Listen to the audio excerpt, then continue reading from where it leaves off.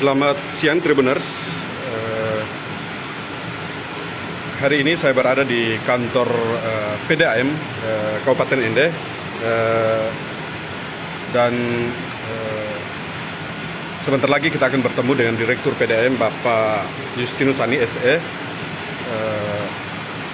Perlu kami sampaikan bahwa Tribuners, perusahaan daerah air minum Tirta Kelimutu Ende 2 tahun berturut-turut, yakni tahun 2020 dan 2021 mendapat opini wajar tanpa pengecualian WTP dari BPKP terkait dengan pengelolaan keuangan daerah.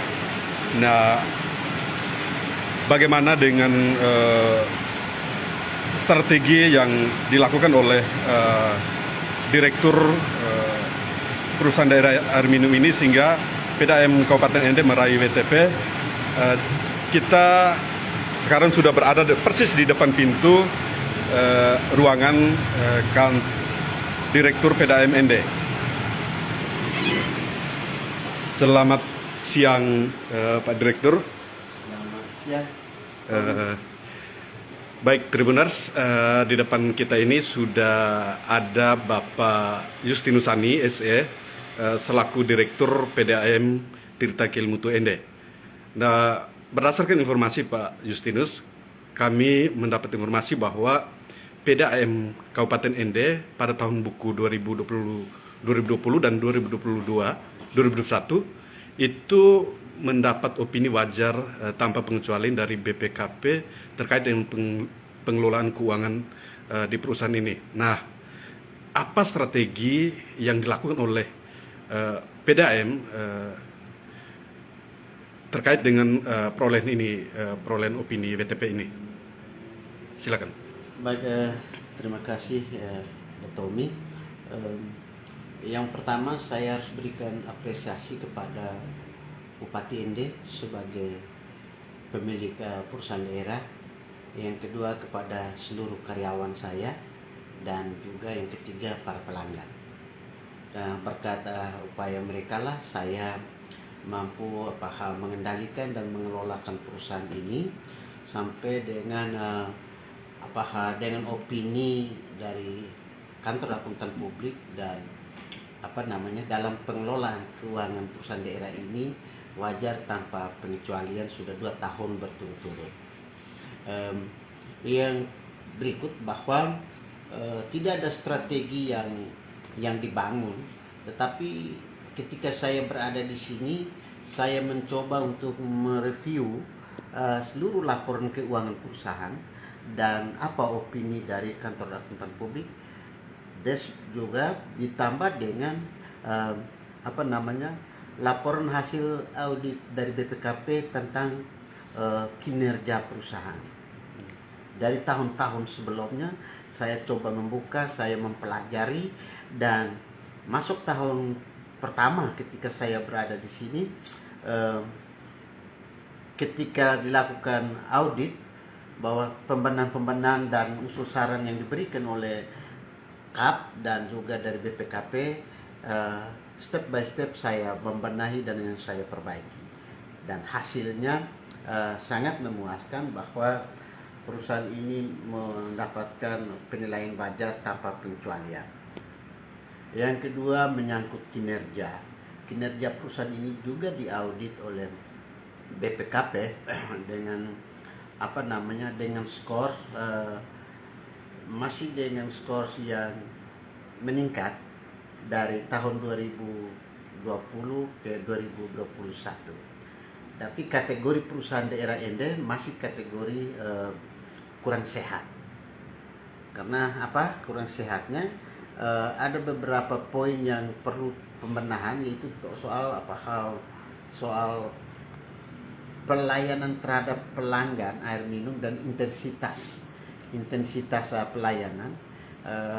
Karena di indikator dan angka penilaian dari Kementerian PUPR, pelayanan terhadap pelanggan itu harus 1 kali 24 jam pelayanan air minum. Nah, sementara kita belum sampai ke situ. Dari 18 jam operasi mesin, tapi pelayanan kita masih dengan standar dengan 12 jam. Nah, ini masih, nah poin ini yang perlu ada peningkatan sehingga bisa menaikkan skor. Jadi kalau misalkan nanti dalam pengelolaan air minum ini dia bisa 24 jam, maka dengan sendirinya poin yang diberikan pasti akan lebih baik, begitu ya? Ya, kalau itu sesuai skor dan indikator-indikator angka yang diberikan oleh rumusnya yang diberikan oleh PUPR, itu memang harus seperti itu. Tetapi kita bisa menutupi angka skor yang itu dengan menaikkan skor dengan skor yang lain. Indikator yang lain seperti kinerja keuangan, kinerja pelayanan. Nah, kita bisa naikin di kinerja sumber daya manusia. Kita bisa menaikin skor itu untuk menutupi kekurangan kita dari jam pelayanan itu. Dan saya janji bahwa pelan-pelan saya akan menuju ke sana. Nah, makanya saya juga berterima kasih kepada kawan-kawan kami dari BPKP, dari Kantor Akuntan Publik yang sudah sangat serius untuk membantu saya dalam rangka membenah perusahaan ini menuju perusahaan yang sehat dan pengelolaan keuangannya yang sampai hari ini mewajar tanpa pengecualian. Nah, Pak Direktur, mungkin ini kan kalau kita lihat seperti pengakuan dari Pak Direktur sendiri bahwa memang untuk jam pelayanan kita masih belum maksimal. Nah, ini ke depan seperti apa nih Pak Direktur? Ke depan dalam rencana bisnis itu saya harus mencari sumber mata air yang baru untuk kita melayani pelanggan menggunakan air dengan gaya gravitasi dari tempat yang tinggi ke tempat yang rendah. Dan hari ini sudah kami temukan ada 2 sumber mata air yang dengan debitnya sudah sangat besar, itu 120 liter per detik. Terus ketinggian dari permukaan juga sekitar 130 meter di atas permukaan. Dan kalau itu yang mau dikelola, saya yakin bahwa indikator soal pelayanan 1/24 jam sanggup kita layani. Memang kesulitan perusahaan daerah di ND ini beda dengan wilayah-wilayah lain.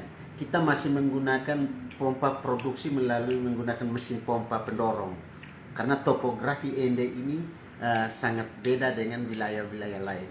Kalau wilayah lain itu lebih banyak sumber dari gravitasi. Kalau kita sumber gravitasi terbatas dan juga elevasinya selalu di bawah daripada pemukiman penduduk. Sehingga itu yang kita akan bantu dengan mesin dorong untuk melayani pelanggan-pelanggan kita. Nah, mesin dorong ini operasinya tidak bisa 1/24 jam karena biaya operasionalnya sangat mahal, sehingga kita hanya dengan 18 jam operasi mesin. Praktis 18 jam operasi mesin, pelayanan airnya dia berkurang. Baik, kalau kendala lain apakah ada dalam pengelolaan air bersih di Kota Enden? Saya pikir kendala lainnya banyak, tetapi kami harus survive. Bahwa kendala lain, hal-hal yang bisa kita atasi, segera kita atasi. Yang tidak bisa kita atasi, itu untuk jangka panjang harus kita selesaikan. Yang paling pertama itu perusahaan ini melayani dulu kebutuhan air bersih kepada pelanggan yang kontinu. Ini yang paling penting.